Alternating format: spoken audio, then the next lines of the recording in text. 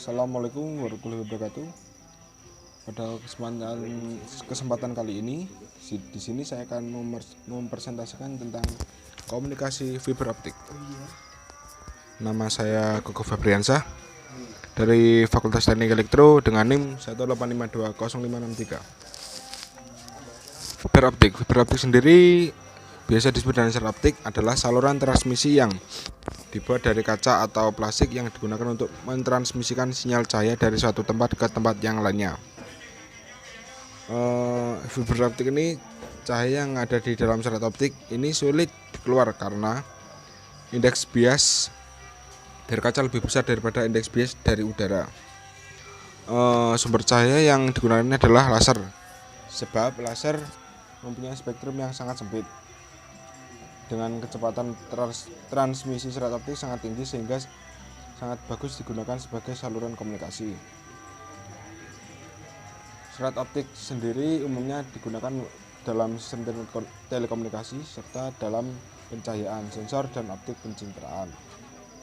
Serat terdiri dari dua bagian, yaitu leading dan core. Leading merupakan selubungan dari core.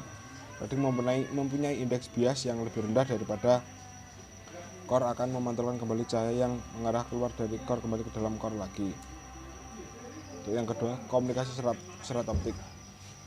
Komunikasi ini dapat diartikan sebagai pengirim informasi dari satu pihak ke pihak lainnya. Pengirim informasi ini dilakukan dengan memodulasikan informasi pada gelombang elektromagnetik yang bertindak sebagai pembawa atau carrier atau sinyal informasi tersebut. Mempunyai keunggulan lebar yang luas sehingga sanggup menampung informasi yang benar.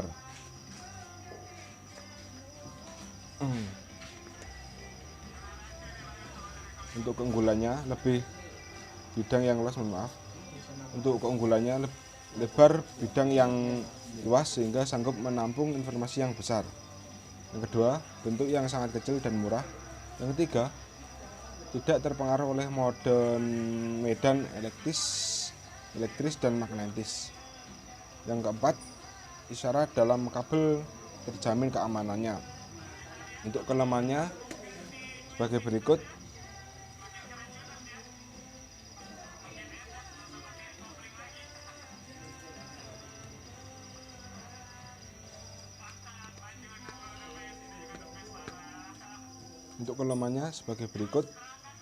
Yang pertama, sulit membuat terminal pada kabel serat. Yang kedua, penyambungan serat harus menggunakan teknik dan ketelitian yang tinggi.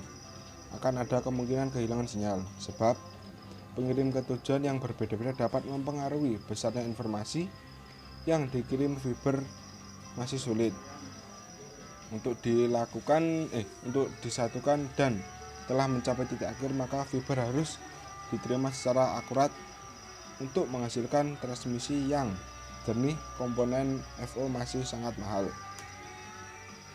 Untuk struktur serat optik sendiri, serat optik terbuat dari bahan dielektrik yang berbentuk seperti kaca atau gelas. Di dalam serat inilah energi listrik diubah menjadi cahaya yang akan ditransmisikan sehingga dapat diterima ujung unit penerima receiver melalui transducer. Struktur serat optik sendiri terdiri dari inti core atau car, cladding, jaket cladding atau cladding.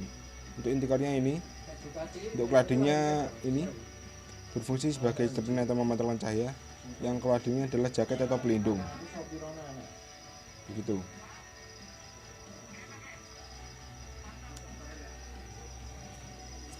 Yang kedua, cara kerja fiber optik. Berikut merupakan prinsip cara kerja serat optik antara lain. Yang pertama, serat optik sendiri atau pada awalnya serat sinyal awal source yang berbentuk sinyal listrik ini pada transmitter diubah oleh transducer elektroputik atau dioda laser atau laser dioda menjadi gelombang cahaya. Yang kedua, gelombang cahaya selanjutnya ditransmisikan melalui kabel serat optik menuju penerima receiver yang terletak pada ujung lainnya dari serat optik. Pada penerima receiver serat optik ini dibah transducer optoelektronik atau fotodioda menjadi sinyal elektris kembali. Untuk pengaplikasian fiber optik, sebuah fiber optik ini atau line adalah yang sangat atraktif untuk produksi video karena sangat ringan, bisa menjadi aset berharga dalam pembuatan peralatan, dan kapasitasnya pun juga menjadi penarik perhatian di bidang TV digital. Contohnya seperti ini contohnya biasanya kita temukan di TV LED. Selain untuk TV optik juga mampu digunakan untuk mendukung kinerja LAN. Instruksi telepon dan kabel juga mempengaruhi perhatian besar pada teknologi. Untuk fiber optik sendiri, lens atau satelit sekarang sebuah FO ini telah memiliki kapasitas saluran besar dan tahan lama dan akan efektif untuk aplikasi jarak jauh.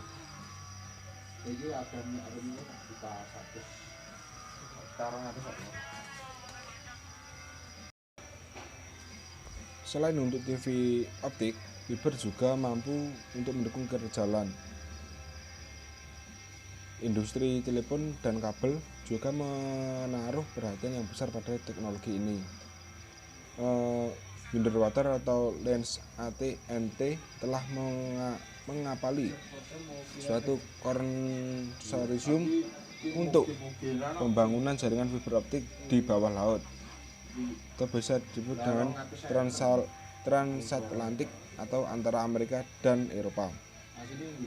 Fiber Eropa ini biasa disebut juga dengan fiber optik Linux dan satelit, sehingga sebuah FO ini telah memiliki kapasitas saluran yang besar dan tahan lama dan akan sangat efektif jika digunakan untuk aplikasi jarak jauh.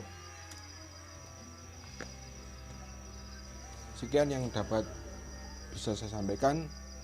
Kurang lebihnya saya mohon maaf bila ada salah kata atau tingkah laku saya kurang berkenan dalam penyampaian komunikasi fiber optik ini.